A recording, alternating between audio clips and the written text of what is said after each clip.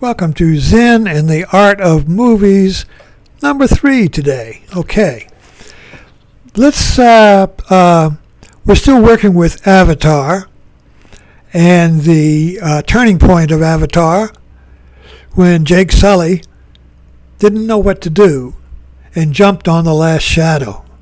And now let's compare this to the Bhagavad Gita. I began reading the Gita when I started practicing yoga in 1970. It was like the Bible. You got to read the Gita. You got to read the Gita.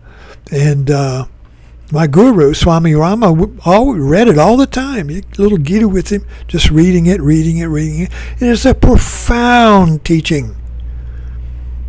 And basically it's the story of Arjuna, a warrior, who was confronted with or had to fight in a civil war. And he realized that if he fought, no matter what he did, he was going to kill his family and even his teacher. So I don't know what to do, he said. I can't win here. It's a lose-lose. No matter what I do, I lose. I can't. So he threw down his bow. I quit. But instead of becoming a monastic, becoming a monk, and withdrawing from the world, he went to see his charioteer, who was Krishna. And then when he bowed to Krishna, recognizing his divinity, Krishna gave him a teaching. So they took it. So he stopped between the battlefields. He stopped between yes and no, right and wrong, the sky people and the Navi. Arjuna paused in the middle between the Navi and the sky people. Both were right. He didn't know which was the right thing to do. So he couldn't do anything. So he asked Krishna what to do. He asked for a teaching. Of course, in the movie, Jake Sully jumps on the last shadow and becomes the teaching. By leaping on the last shadow, on the unknowable, Jake Sully transcended the duality, the battlefield, and became an avatar. So Arjuna did the same thing. Although there was no last shadow, he jumped on the unknowable, which was Krishna. And he asked Krishna what to do. And Krishna gave him a teaching. So the whole Gita is the teaching of Krishna to Arjuna, who was stuck in the catch-22, or the double bind, between the Navi and the sky people, which is our everyday life. What do you do when you're trapped or stuck in a catch-22 where nothing you do is any good? Most people turn to violence, shoot the other person, or themselves, or everybody, or blow up the whole thing. Mass shooter, you see. So instead of turning to violence, then, Arjuna turned to a teaching. Jake Sully jumped on the last shadow. So all of our movies, the Zen of our movies is this turning point where you're caught in a double bind. What do you do when nothing you do is any good? So what did Krishna tell Arjuna? There were many teachings in the Gita, but the one I remember, the one I was like, was that he told Krishna, do your duty, but without concern for the fruits of your action. Of course, Arjuna's duty was that of a warrior. So do your duty, Arjuna, but not without concern for the fruits. So let's translate that into our everyday kitchen. What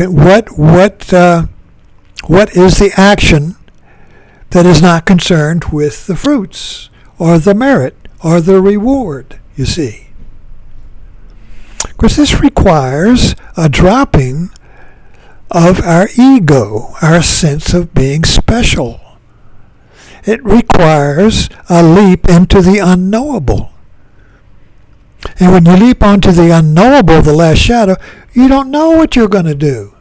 You just do it.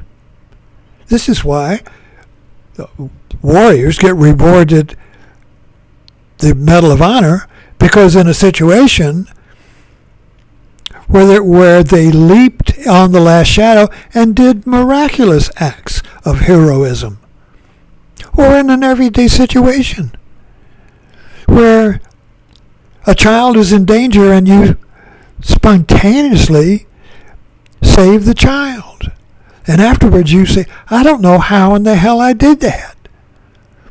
So after the moment of the last shadow, where you do the unthinkable, you look back on it from the ego and sense of self, say, my God, I don't know how I did that. And then we make up an excuse, well, God did it, or Jesus did it, or somebody else did it, but I know I didn't do it, you see. But that's irrelevant. The point is that when we leap on the last shadow, we leap into the situation and do what the situation demands, without regard to safety, or with merit, or fame, or money, or anything. We just do our duty. The situation is always asking us to do our duty to the situation. But see, with our ego, our sense of special self, being a character, being a personality, being an actor, you see, we think we're in a situation. And it could be better, so I don't like this situation. I'll go get a better situation. We imagine a better situation. But in life, there is no other situation than the kitchen you're in, than the marriage you're in, than the situation you're in. So what is the duty required by your situation, if not for merit, reward, fame, money, success, praise, all of these fruits, you see? What is it like to act without concern for the fruits? We don't know. We don't know. We do the unthinkable. We become spontaneous. We just do it. We don't know why we're doing it. We don't know what we're doing. We just do it. We surrender. We just do it like Nike. Just do it, you see. There's no thinking about what I should do. Is this any good or not, you see? There's no thought involved. There's no choice. We just do it without thinking about what we do. It's a surrender to the needs of the situation. And the situation is what's real. So we surrender to the real. And when we surrender to the real, we have the whole cosmos behind us. When we surrender to the situation, we have the whole universe. We walk with the universe. Some people say, oh, well, I walk with Jesus. Well, we're going beyond that a little bit, trying to get out of that trap, because then you got to believe in Jesus. When you surrender to the situation, there is no belief in anything. You step out into the unknowable. You step out on faith alone. Not faith in something, not belief in something, not belief in a savior or a bridge or an insurance policy or your talking points or your training, nothing. You step out into the unknowable, and that's the last shadow of Avartar and the Bhagavad Gita. Connect the dots. Hey, subscribe to this. Share, like, do what it takes. Let's keep it going. Thanks for dropping in.